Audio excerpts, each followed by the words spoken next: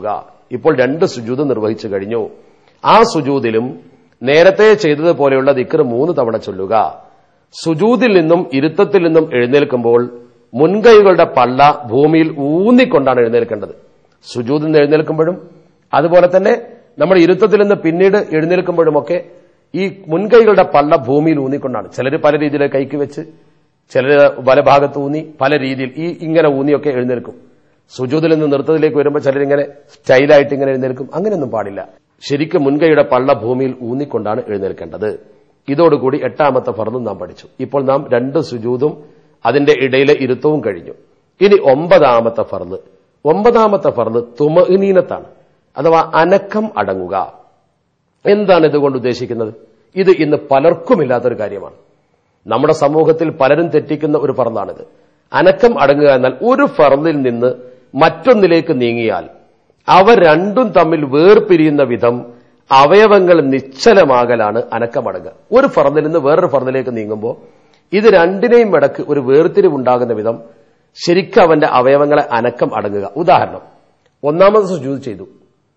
ആ സുജൂദ് ചെയ്ത് ഇനി 2ാമത്തെ സുജൂദ് ചെയ്യുന്നതിന് മുമ്പ് ഒരു ഇരുത്തമുണ്ട്. ഇരുത്തം ഒരു ഫർളാ. അപ്പൊ സുജൂദ് ചെയ്തു, ഇരുത്തത്തിലേക്ക് വന്നു. ഇനി 3ാമത് സുജൂദ് ചെയ്യാൻ പോവുക. അപ്പൊ സുജൂദ് ചെയ്ത് ഇരുത്തത്തിലേക്ക് ഒന്ന് ഇരുന്ന് പെട്ടെന്ന് അങ്ങ് സുജൂദ് ചെയ്യുക. ഈ ഇരുത്തം ഒന്ന് അനക്കം അടങ്ങുന്നതിന് മുമ്പ് ഇരുന്നു എഴുന്നേറ്റു. ആ രീതിയിൽ വളരെ പെട്ടെന്ന് ധൃതി പിടിച്ച് ചെയ്യുമ്പോൾ സുജൂദിൽ നിന്ന് ഇരുത്തത്തിലേക്ക് വന്ന് ഉടനെ അടുത്ത സുജൂദിലേക്ക് പോയി കഴിഞ്ഞു. ഇപ്പൊ ഈ ഫർളുകൾ തമ്മിൽ യാതൊരു അകലവുമില്ല. വളരെ പെട്ടെന്ന് ചെയ്യുമ്പോൾ അവന്റെ ശരീരം അനക്കം അടങ്ങിയിട്ടില്ല. റുക്കൂയിലേക്ക് പോയി, റുക്കൂയിലേക്ക് പോയി, ഉടനെ തന്നെ എഴുന്നേറ്റു. എഴുത്തുകാലിലേക്ക് വന്നു, ഉടനെ തന്നെ സുജൂദിലേക്കും പോയി.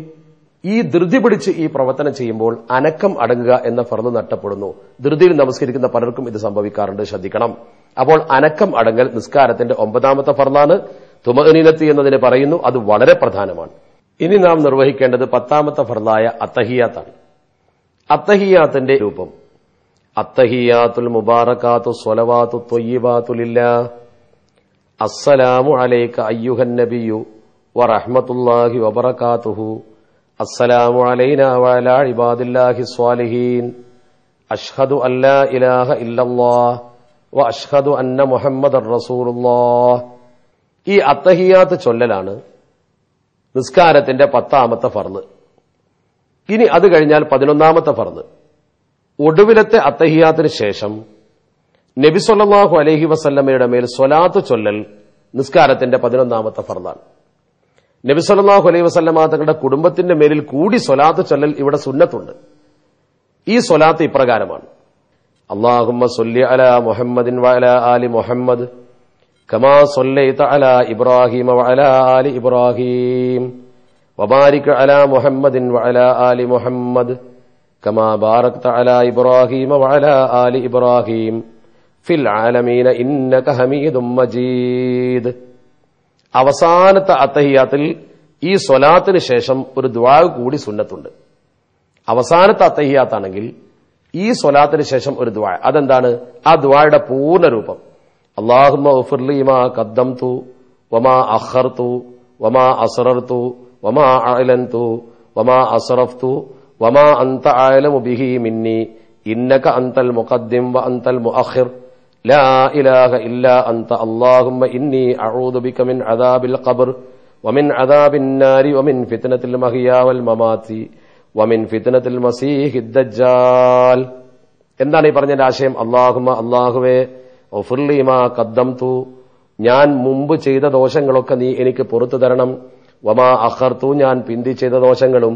വമാ അസ്റർതു, ഞാൻ രഹസ്യമായി ചെയ്തതും. വമാ അഅലൻതു, ഞാൻ പരസ്യമായി ചെയ്തതും. വമാ അസ്റഫ്തു, ഞാൻ അമിതമായി ചെയ്ത ദോഷങ്ങളും.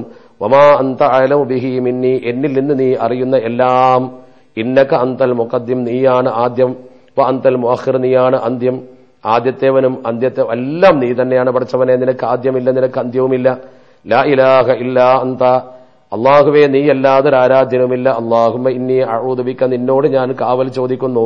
മിൻ അദാബിൽ ഖബ്ർ, ഖബറിലെ അദാബിനെ തൊട്ട്, നരകശിക്ഷയെ തൊട്ട്. അതുപോലെ തന്നെ ഖബറിലെ അദാബിനെ തൊട്ടും. വമിൻ അദാബിന്നാർ, നരകശിക്ഷയെ തൊട്ടും.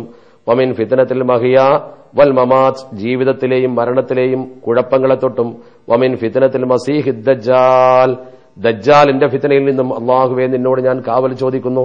ഇത് ചൊല്ലലാണ് നമസ്കാരത്തിന്റെ ഏറ്റവും പ്രധാനപ്പെട്ട ഒരു സുന്നത്ത്.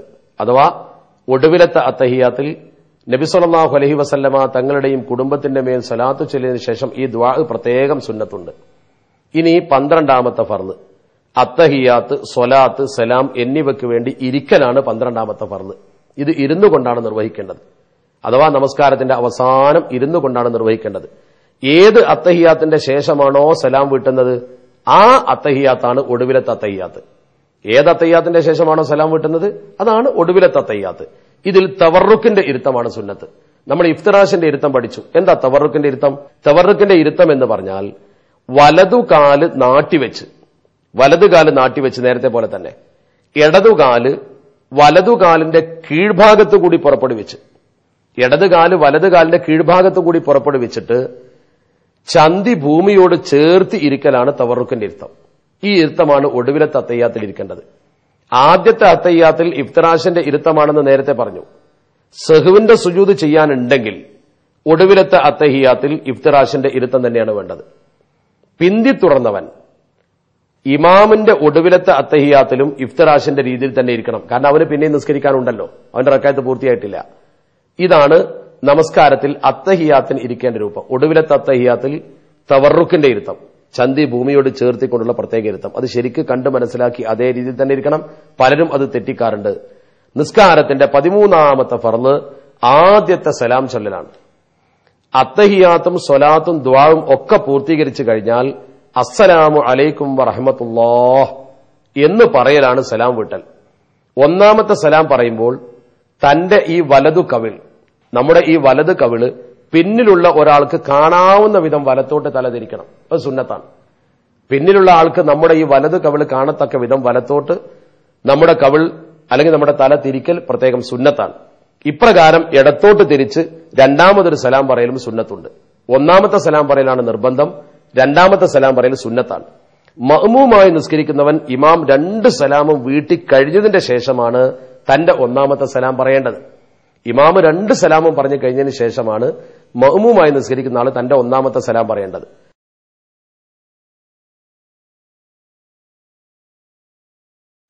ഇനി നമസ്കാരത്തിന്റെ ഈ പറഞ്ഞ കർമ്മങ്ങൾ 14ഉം കൃത്യമായി നിർവഹിക്കുക. മേൽ പറയപ്പെട്ട കാര്യങ്ങൾ ക്രമത്തിൽ ചെയ്യലാണ് നിസ്കാരത്തിന്റെ ഫർദുകളിൽ 14ാമത്തേത്. ഇതുവരെ നമ്മൾ വിശദീകരിച്ച കർമ്മങ്ങൾ 1 മുതൽ ആ 13 വരെയുള്ളത് അതേ ക്രമത്തിൽ തന്നെ ചെയ്യലാണ് നിസ്കാരത്തിന്റെ 14ാമത്തെ ഫർദ്. ഈ 14 ഫർദുകൾ മനസ്സിലാക്കിയതോടുകൂടി എങ്ങനെയാണ് നിസ്കരിക്കേണ്ടത് എന്ന് നമുക്ക് ശരിക്കും മനസ്സിലായി. ഇനി ഒരു നമസ്കാരം നിങ്ങൾ നോക്കൂ. ആ നമസ്കാരത്തിന് വേണ്ടി വുളൂ ചെയ്ത് ഇതാ റെഡിയായി നിൽക്കുന്നു, നിയ്യത്ത് ചെയ്യുന്നു, നിയ്യത്ത് ചെയ്ത് തക്ബീറത്തുൽ ഇഹ്റാം ചൊല്ലുന്നു, തക്ബീറത്തുൽ ഇഹ്റാം ചൊല്ലിയതിനു ശേഷം ഫാത്തിഹ ഓതുന്നു, ശേഷം സൂറത്ത് ഓതുന്നു, ശേഷം അതാ റുക്കൂയിലേക്ക് പോകുന്നു, പിന്നെ അതാ ഇഅ്തിദാലിലേക്ക് വരുന്നു, പിന്നെ സുജൂദിലേക്ക് പോകുന്നു,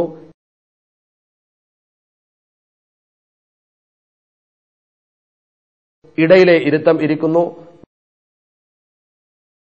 വീണ്ടും സുജൂദ് ചെയ്യുന്നു. അങ്ങനെ എഴുന്നേറ്റ് അയാൾ നേരെ നൃത്തത്തിലേക്ക് വരുന്നു.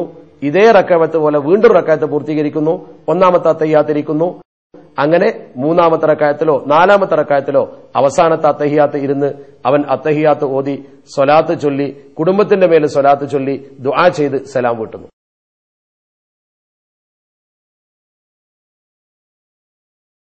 ഇതാണ് നമസ്കാരത്തിന്റെ രൂപം. ഇതിന്റെ രൂപം വളരെ വ്യക്തമായി മനസ്സിലാക്കി കഴിഞ്ഞാൽ ഒരാൾക്ക് എങ്ങനെ നമസ്കരിക്കണമെന്ന് കൃത്യമായ ബോധം കിട്ടും. ഇതാണ് നമസ്കാരം. തക്ബീറത്തുൽ ഇഹ്റാം കൊണ്ട് തുടങ്ങി ഇതാ സലാം കൊണ്ട് അവസാനിപ്പിച്ചു. നമ്മുടെ സലാമിനാണ് ഈ കാര്യം അവസാനിപ്പിച്ചത്. ഇപ്പോൾ നാം ഒരു നമസ്കാരം പൂർത്തിയാക്കി. ഇതേ രീതിയിൽ തന്നെയാണ് ഫർളാണെങ്കിലും സുന്നത്താണെങ്കിലും എല്ലാ നമസ്കാരവും നിർവഹിക്കേണ്ടത്. അതിന്റെ റക്അത്തുകളുടെ എണ്ണവും മറ്റു നിബന്ധനകളും പൂർത്തീകരിച്ചാൽ നമസ്കാരമെല്ലാം ഒരേ രീതിയിൽ തന്നെ. എന്നാൽ മയ്യത്ത് നമസ്കാരത്തിൽ റുക്കൂഅോ സുജൂദോ ഉണ്ടാവുകയില്ലെന്ന് മാത്രം. ബാക്കിയുള്ള നമസ്കാരങ്ങളെല്ലാം ഒരേ രീതിയിൽ തന്നെ.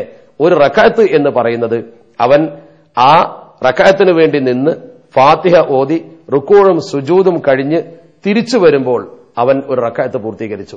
എന്നാൽ ഇമാമോടൊപ്പം നമസ്കരിക്കുന്ന ഒരാൾക്ക് ഇമാമ് നമസ്കരിക്കുമ്പോൾ അതിന്റെ കൂടെ 1ാമത്തെ റക്അത്തിൽ അവൻ ഇമാമിന്റെ കൂടെ റുക്കൂ എത്തിച്ചാൽ അവന് 1ാമത്തെ റക്അത്ത് കിട്ടി.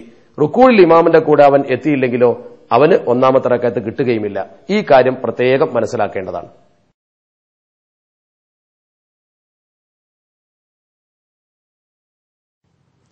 നിസ്കാരത്തിലെ അത്യാവശ്യമായ ദിക്റുകളും അതിന്റെ അർത്ഥങ്ങളും നാം മനസ്സിലാക്കി കഴിഞ്ഞു.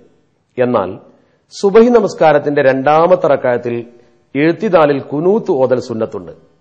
ഈ കുനൂത്ത് റമദാൻ രണ്ടാം പകുതിയിലെ വിത്ർ നമസ്കാരത്തിന്റെ അവസാന റക്അത്തിലും സുന്നത്താണ്.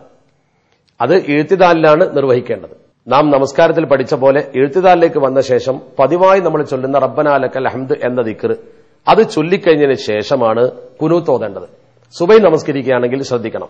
സുബൈ നമസ്കരിക്കുന്ന ഒരാള് രണ്ടാമത്തെ റക്അത്തിലെ ഇഴ്തിദാൽ, ഈ ഇഴ്തിദാലിൽ നിൽക്കുമ്പോൾ അവൻ സുജൂദിലേക്ക് പോകുന്നതിന് മുമ്പായി ഇഴ്തിദാലിൽ റബ്ബനാ ലക്കൽ ഹംദ് എന്ന ദിക്ർ ചൊല്ലിക്കഴിഞ്ഞതിന് ശേഷം രണ്ട് കൈയും ഇത്